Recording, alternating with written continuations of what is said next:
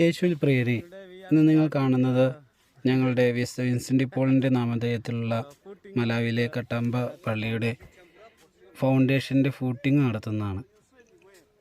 ആളുകളെല്ലാം വന്ന് പള്ളിയുടെ ഫൗണ്ടേഷൻ്റെ കാനയെല്ലാം താത്തി അതിൽ ഫൂട്ടിങ് ചെയ്യുകയാണ്. അവരൊക്കെ വളരെ സന്തോഷത്തോടു കൂടി വരുന്നു.